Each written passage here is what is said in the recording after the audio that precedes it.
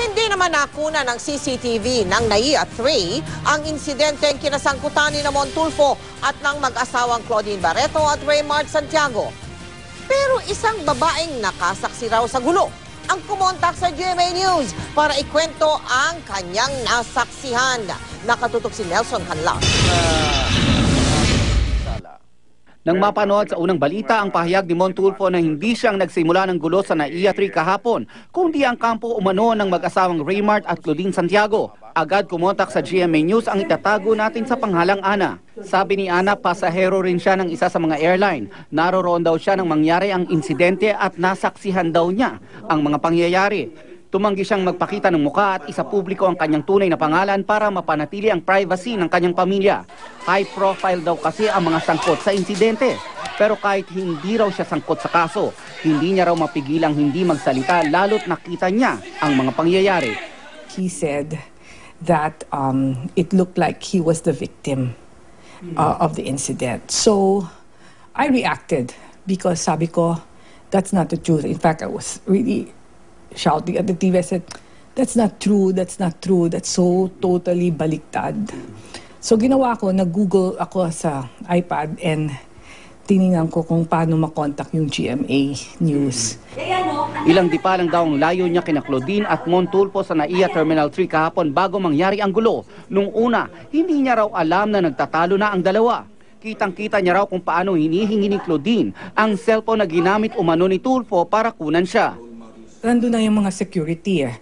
So she was really insisting because we were also cheering na, it's in his pocket, take the camera from the pocket. Kasi we were all witnessing the whole situation.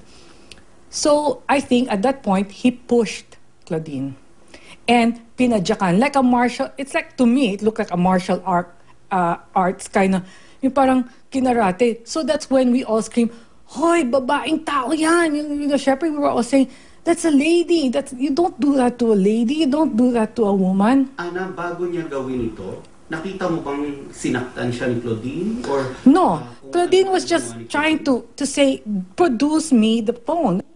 Maski raw ang ibang pasahero sa paligid, nagulat sa pagsipa ng broadcaster sa isang babae. From our point of view, that's why we reacted. Because parang sinapok niya yung babae rather than just hold her, at least hold her arms na, wag mang, wag, or iba yun eh. That's why we reacted. A lot of us, and in fact, I wish I'm not the only one who can speak out like this because there's a lot of us who are watching. Ang nakikita raw na viral video kung saan kinuyog ng grupo ni Raymart si Tulfo ay second part na lang daw ng pangyayari. That part that you saw on the news, that's the second part. Yung video na kumakalat. Yes. Because the first part was where it was really, how it all started and began. And to me, from what we looked at, Raymart was just defending his wife. Because after even if you're married, even if your girlfriend mo or kahit kapatid mo, nakita mo tinulak ng ganon, na talaga, shocked na talagang napaano si Claudine. That's why after that, Claudine was very upset. Panawagan ni Ana, sana raw ay lumutang pa ang ibang nakasaksi sa insidente. It's about time that we also stand up to, for our and to our rights, that it's important na we be treated the right way. Hindi porke babae tayo, kayang-kayang sapukin tayo ng kung sino man, no? And kung ako sana, Tulfo, kung nakikinig ka rin, sana mag-apologize ka kay Claudine. Nelson Canlas, Katutok, 24 Oras. Nagpahayag naman ang interes ang kampo ni na Raymart at Claudine na kunin bilang testigo nila si Ana. Kausapin po natin ngayon sa telepono si Ana na nakasaksi umano sa Rumble sa NAIA. Magandang gabi sa iyo, Ana. Hi, good evening, Mel. Yes. Pakilarawan mo nga yung una mong naramdaman nang masaksihan mo yung nagaganap na suntukan doon sa NAIA kanina, ay kahapon. Kahapon. Well, first, I was just watching at the sagutan, no? And in fact, we didn't know the personalities. We didn't know who was who. We just saw, like to me, I saw her as a lady dressed in pink, and the man that she was talking to was dressed in like a jacket with many pockets. So she was actually trying to produce asking the man to produce the camera or the cell phone, and we were all saying, and even telling the guards, search his pockets, no? So then nagtampukan, nakita ko na parang pinadyakan niya yung naka-gray, the man in gray t-shirt, which after seeing the news reports, it's Raymart Santiago. And then the girl in pink, who now I realize was Claudine Barreto, she kept asking, you have to show us, if it's true you didn't take our pictures, why don't you just show us the phone? She kept denying, and in fact showing his hands that he didn't have anything on him, no? And that's when he hit Claudine. And to me, it didn't look like he was just protecting himself. He pushed, he shoved the girl. Tapos sinipa niya, di ba? And kicked her. And that's why the women with me, I don't know who they were, but of course we were all onlookers. We all started to shout, "Oy, babaeng tao yan, babaeng tao yan. You can't do that." Of course, we were all shocked, no? And then obviously, although nagkarambola na, we all sort of stepped aside because from the outer part, they were coming towards the inner part where we were all waiting for our suitcases. That was also, of course, obviously delayed because of the delays of Cebu Pacific. Ana, tanungin kita, excuse me, Ana, ha? Tanungin naman kita. Kasi sabi ni Tulfo, nakita daw niya si Claudine, no? Na sobra na daw, dinuduro daw yung clerk ng Cebu Pacific, was it? Ngayon, ano yung nakita mo naman doon? Totoo ba yun? Ano naman mangyayari doon there was obviously a confrontation and she appeared very upset. Okay?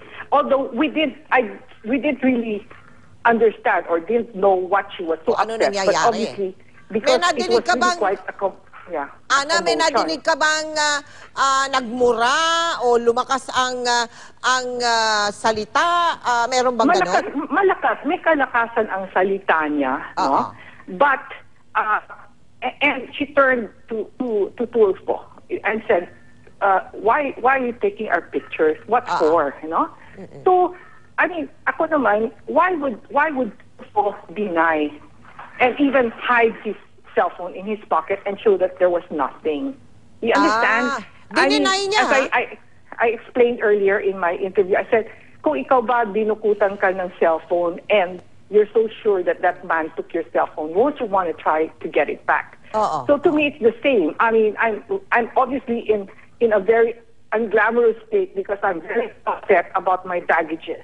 And this man photographed me. I would say, hey, stop taking my pictures, or why are you even taking my pictures? And then Tulfo denies it, and with a squirm pa, yung parang inaano ba niya na, hey, you know, who, why, where, what, you know, siya pinakakainis. So she turned around and instead of, doon, she started really getting upset with Tulfo.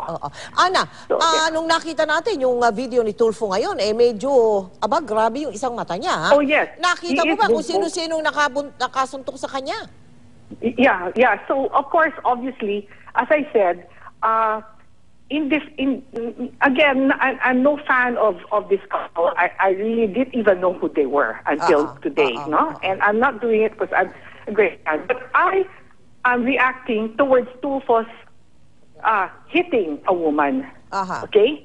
And as I said in my interview, even you, Mel, wouldn't you wish that if you had a husband or your companions or anybody, if someone did that to you, hit you and kicked at you, wouldn't you want them to come to your defense? And if you see, what's really sad is that nobody bothered to show the first part of the confrontation.